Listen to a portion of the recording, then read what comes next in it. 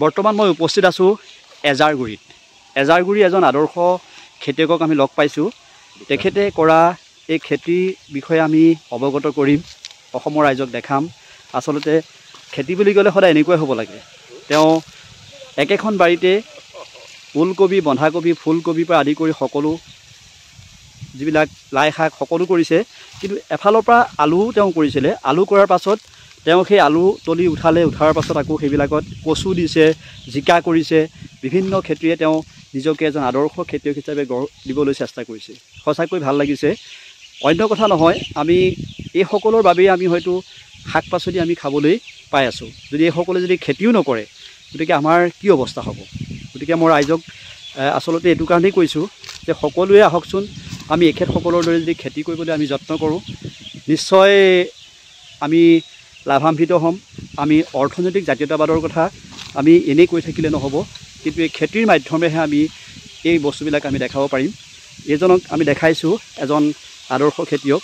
তেওঁ সকলো সময়তে খেতিডৰাৰ মাজতেই ব্যস্ত থাকে আৰু তেওঁ এই খেতিৰ যোগেদিয়ে তেওঁ পৰিয়াল পোহপাল দি আছে।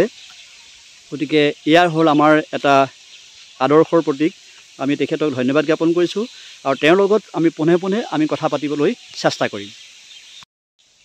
নমস্কাৰ কৃষক বন্ধু, আপোনাৰ নামটো আৰু আপোনাৰ ঠিকনাটো ক'বচোন। মোৰ ঠিকনা কিনো, আজাৰগুৰি বাসিন্দা সৰ্বসাধাৰণ, কিন্তু তাৰ ভিতৰতে ধৰক এতিয়া নিজৰ বুলি এতিয়া ঘৰ কমা আছে ইয়াতে। গতিকে আপোনাৰ নামটো, ভাল নামটো? ভাল সম্পূৰ্ণ নামটো মোৰ বিকাশ শইকীয়া। হয় হয়, আপুনি কি খেতি কৰে ইয়াত? মই হৰেক কৰোঁ, ঘৰখনত খাবৰ কাৰণে বুলি কৰোঁ। দুজোপা বেছি হয়, কিন্তু বজাৰ নানো। এই গোটেই 12 মাহেই কৰেনে আপুনি? 12 মাহেই থাকে, কাৰণ লতা জাতীয়টো বাৰিষা সময়তো কৰে, আপোনাৰ এতিয়াও কৰে। এই ধৰি লওক এতিয়া আপোনাৰ এতিয়াও আমি দেখিছোঁ বাৰীত আপোনাৰ বন্ধাকবি, ওলকবি, ফুলকবি, লাই, বেঙেনা সকলো দেখিছোঁ আছে। এইবিলাক আপোনালোকে ক'ত বিক্ৰী কৰিবলৈ নিয়ে? আমাৰ এইপিনে ওচৰতে এখন আছে, মঙলবৰীয়া এই বঙাইত হয়, কলীয়াপানী বজাৰ আছে। মানে এইফালে কলীয়াপানীলৈ যাওঁ আৰু তিয়ক আমাৰ দেওবৰীয়া বজাৰ, তিয়ক বজাৰলৈ যায়। এনেই বছৰেকত আপুনি কিমান মানে এই খেতি কৰি আপুনি কিমান উপাৰ্জন কৰিব? পৰিমাণ দিব নোৱাৰি, কাৰণ কেলৈ দিনে কৰি দিনে খোৱাৰ পৰিমাণ নাথাকে। মানে সেইটো বিষয়ে সম্পূৰ্ণকৈ নাই, আপোনাক মই সম্পূৰ্ণ দিম। হ'লেও মানে আপুনি এতিয়া ঘৰখনৰ অভাৱটো ধৰি লওক আপোনাৰ যিবিলাক আমি খেতি যে কৰিছে বা আপুনি এজন আদৰ্শ খেতিয়ক বুলিয়ে ক'ব লাগিব। ঘৰখনৰ অভাৱটো দূৰ হৈ থাকে, তাৰ বাদে মোৰ অন্য মই হিচাপ নাই হ'ব। এতিয়া আপুনি চৰকাৰৰ ফালৰ পৰা কিবা কিবি পাইছে? চৰকাৰৰ ফালৰ পৰা একো নাই।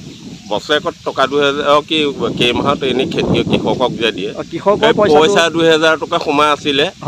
তাৰ পাছত এতিয়া অন্য সাৰ কিবা বীজ কোনো ফালৰ সুবিধা একো পোৱা নাই।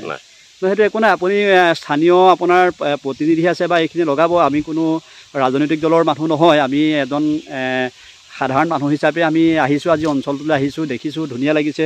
আপুনি ইমান কষ্ট কৰি খেতি কৰিছে। এতিয়া মই সেইটো আলু খান্দিলোঁ, আলু খান্দি মইতো কচু দিছোঁ, কাৰণ কেলৈ সেই খান্দি মই আজি দি হ'ব লাগিব।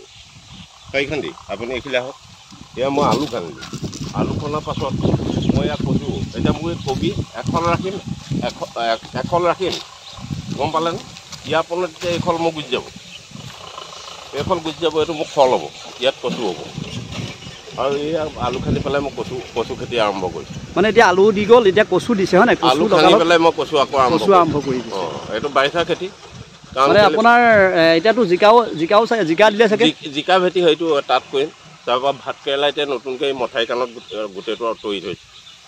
মানে আপোনাৰ এতিয়া ধৰি লওক ডেইলি আপোনালোকে ইয়াৰ পৰা লৈ যায় বিক্ৰী কৰে, মানে এজন দিনে খোৱা মানে তেনেকুৱা। এতিয়া আপোনালোকৰ কোনোবা বেপাৰী ইয়ালৈ আহে নেকি? বেপাৰী হিচাপে আমি নিদিওঁ কেলৈ আমাৰ তেতিয়া আমিতো ৰেহাই মূল্যত দিব লাগিব। গতিকে আমিতো 2 পইচা পাবৰ কাৰণেই কৰিছোঁ। বাৰু ভাল লাগিছে আপোনাৰ এই অঞ্চললৈ আমি আহিছোঁ।